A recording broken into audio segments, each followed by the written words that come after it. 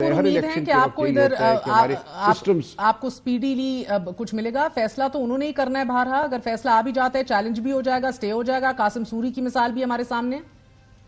जी ऐसा ही है। माजी में भी यही होता रहा कि अगर किसी इलेक्शन ट्राइब्यूनल ने फैसला कर भी दिया तो अपील सुप्रीम कोर्ट में गई और वहां 2-2.5 साल स्टे चलता रहा। तो पूरे निजाम को मैं समझता हूं फैसला करना होगा कि हमने फरेब की बुनियाद पर हुकूमतें कायम करनी है, इलेक्शन कराने हैं, या हक और सच्चाई की बुनियाद पे ऐसा करना है, और अवाम को भी ये फैसला करना होगा। अवाम का हक है एहतजाज करने का।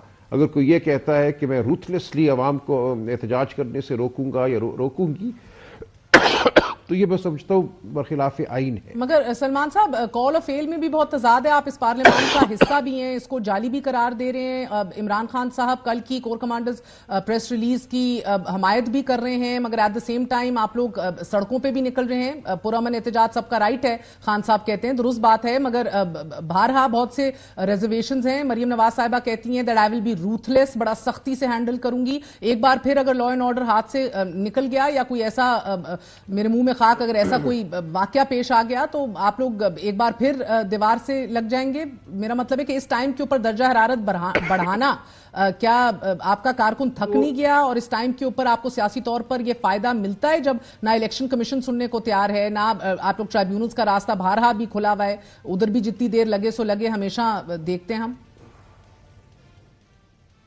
ये देखिए, कोई वाज़े रास्ता तो नहीं हमें नजर आ रहा है इलेक्शन ट्राइब्यूनल के जरिए। अगर वो काम करें सूरत से तो कोई बात हो सकती है, इस वक्त ये बात नजर नहीं आ रही। जहां तक ताल्लुक है एहतजाज का तो वो बिल्कुल जायज एक हक है। कोई हमारा इरादा तोड़ फोड़ का नहीं है, कोई अफरा तफरी का नहीं है, और इसका ये मतलब नहीं है कि हमने असेंबली की जो तश्कील है, जो हैयत है, उसको मान लिया है। जो लोग इलेक्ट होकर हमारे आए हैं वो आए हैं, बहरहाल अपने जोर से आए हैं, लेकिन जहां धांधली हुई है उसका इजहार बहरहाल किया जाएगा और जो तदारुक है वो मांगा जाएगा। और सर ये बताइएगा कि इमरान खान साहब अब मुफाहमत के मूड में दिख रहे हैं। उन्होंने कहा मुझसे गो के 8 फरवरी से किसी ने राब्ता नहीं किया, और मालूम भी उन्हें बकौल उनके कि क्यों नहीं किया, बट वो बताना नहीं चाह रहे। मगर उनके लहजे में नरमी देखी गई है, वो तायद भी कर रहे हैं कल की प्रेस रिलीज की। और आपको लग रहा है कि कहीं ना कहीं एक हैंड रीच आउट हो रहा है आपकी लीडरशिप की तरफ से? देखिए, ये जो एक बयानिया बनाया जाता है कि पीटीआई बात करने को तैयार नहीं है, पीटीआई किसी के साथ बैठने को तैयार नहीं है, ये बिल्कुल लग़्व बयानिया है।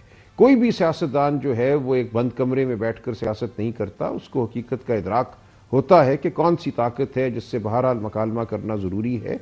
तो आप देखेंगी महर कि आइंदा हफ्तों में और महीनों में मकालमा भी होगा, बहुत सी सतहों पे होगा, क्योंकि हम ये समझते हैं और हकीकत भी यही है कि हम पाकिस्तान की सबसे बड़ी सियासी जमात हैं।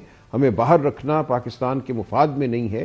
पाकिस्तान के मुफाद में हमारे लिए ज़रूरी है कि हम जो अवाम की उमंगें हैं, जो अवाम का मैंडेट है, उसको इजहार दें, और उसके लिए जो कुछ भी हमें करना है आईनी और कानूनी हवाले से या सियासी हवाले से वो हम करेंगे। सर ये मुकालमा जो है बहुत सी सतहों पे होगा, सिर्फ एक ही ताकत से होगा या सियासी मुकालमा और सियासी कुव्वतों से भी होगा? देखिए, मैं कोई डिटेल तो नहीं आपको बता सकता, लेकिन एक उमूमी रवैया यही है कि हमने सियासत करनी है, अपना रोल प्ले करना है। उसके लिए जो भी ज़रूरी होगा अपने बुनियादी उसूलों से हम नहीं हटेंगे। हम जो है गलत को सही नहीं कहेंगे, लेकिन इस बंदिश में रहते हुए जो कुछ हम कर सकते हैं वो जरूर करेंगे। मगर सर वो मुकालमा कैसे आगे बढ़ेगा जब आप सड़कों पे होंगे और दर्जा हरारत बढ़ा रहे होंगे? क्योंकि कल की प्रेस रिलीज बहुत वाज़ेह थी कि हम इस्तेकाम और स्टेबिलिटी की तरफ जाना है। हमारा इक्तिसादी निज़ाम जो है वो इसका मुतहम्मिल नहीं है कि मजीद इंस्टेबिलिटी और आसाराइयां पेश हों। कल बड़ी वाज़ेह प्रेस रिलीज वफाकी और सूबाई हुकूमतों को तस्लीम करने की थी। देखिए, इक्तिसादी निज़ाम इलेक्शन में धांधली का भी मैं समझता हूँ मुतहम्मिल नहीं है।